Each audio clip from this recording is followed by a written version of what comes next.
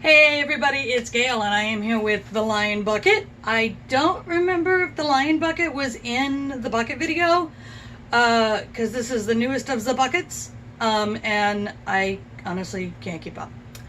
Anyway, the Lion Bucket is holding something very, very special, and I'm so in love with this. Let me put down, there you go, Leo. What it is holding is shoes. I made a whole shoe. Obviously not this part.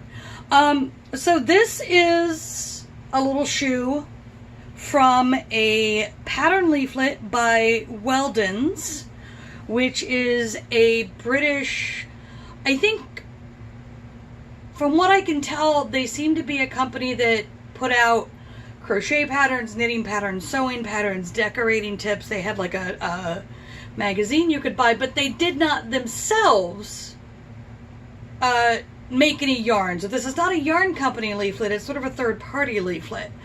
And it's really interesting because the way that they let you know what kind of yarn to buy, as the people who aren't selling you the yarn, they're selling you the pattern, is they would have a photo of the yarn and say this thickness, and you would lay your yarn out against the recommended thickness and match it that way. The thing is, that doesn't work when it's a digital scan, which is what I have. You know, I don't know the original size of this leaflet, and also I can't do the kind of math that would tell me the exact size and shape of the original photo of that piece of yarn. So this is actually attempt number two. No, this is actually attempt number three at making these shoes, because it called for dish cotton. And dish cotton to me is, you know, Lily Sugar and Cream, Knit Picks We Crochet Dishy. You know, that is dish cotton. And so I bought some Lily Sugar and Cream, and I made this upper. This is how you start it, is you work this upper, and then you attach these sides, and then you sew them together. And it was way too big.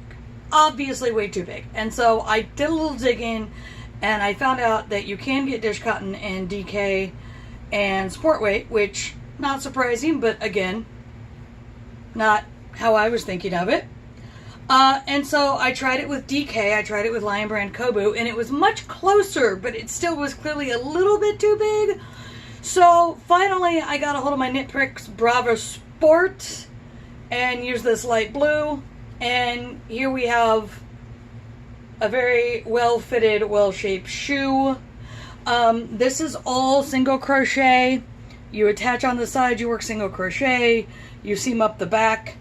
The two buckle pieces are stitched and attached separately. And I do actually have the, let me get Leo back up here. Help me out here, buddy. So this is the upper, just a moment, there we go. And down, all right. So this is the upper before it's attached, and you work all of this with a double strand of sport weight on a 3.5 millimeter hook.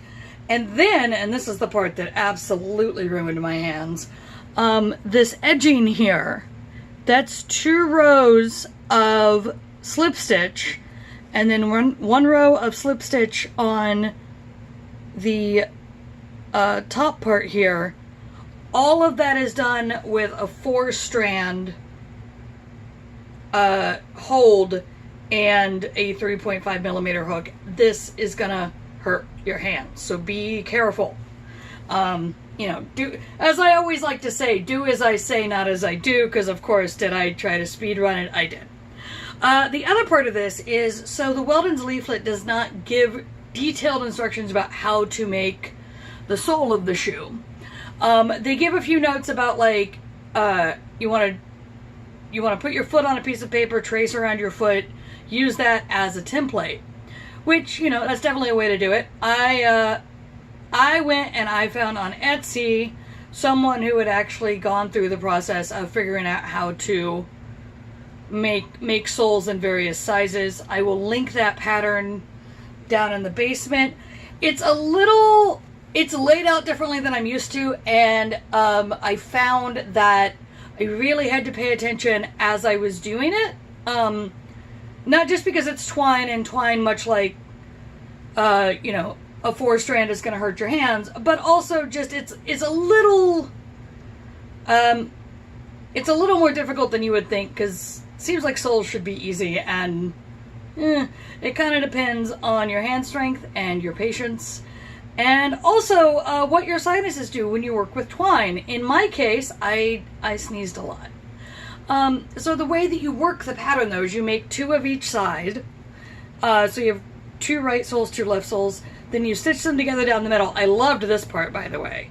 You stitch them together down the middle, and then you're supposed to stitch them together down the side. And what I actually did was, before I did that final stitching that you can see here that pulls them both together, I sewed the upper into just the top layer, so that at the end of it, when I was done and ready to sew up the sides, the stitches holding the shoe to the sole are not on the ground, so they're not going to wear down.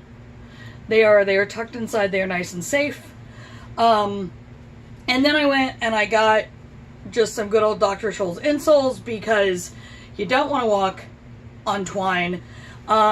The pattern calls for felt insoles, which you can get anywhere. If you want to go that route, do them totally classic. I prefer to be able to feel my ankles at the end of the day, hence the Dr. Scholl's. So I have to obviously finish the second shoe, and I have been holding it off until I could film the video, because I wanted you to see the pieces, because I think it's neat. And then I have to track down a teeny tiny button, because this, if I can open it up at all, is the buttonhole. That's not a lot of button, but that is a trip to the baby aisle at Joann's. I know how small it's going to be. And lastly, I cannot wait to get these finished, because these are actually going to be my cosplay shoes for the new Nightwing look, which I will finish soonish. I'm filming in, it's like July 12th, I think. Con is in September, and I have a lot of surface crochet to finish, and I don't want to do it. It's gonna look awesome. It's so worth it, but ugh. Anyway, that is almost all the news that's fit to print. Weldon's, like I said, is a British company, so it's British terms. And that actually leads to a very important note, which is, in British crochet terms, a single crochet in American terms can either be a slip stitch or a double crochet. In this case, for this pattern, a double crochet is a single crochet, and a slip stitch is a slip stitch like you're used to working. I had to really take a hard look at the pattern to make sure I was right about that before I started making. But, like I said, it all came out real nice. And the way that this is sized is, once you have this upper, they have instructions of how to get to the center back. And you can just increase that or decrease that as you need to fit your own foot size. So I think it's super easy. All right, I'm going to stop waving this at you and go get back to other stuff. As always, if you enjoy what I do here, please like, subscribe, share, tell your friends, all that fun stuff. I would love to hear from you if you're working on something you're enjoying, whether it's vintage or not. Like, definitely vintage is my thing, but I do other stuff occasionally. Anyway, I update about every 10 days, so I will see you in 10 days.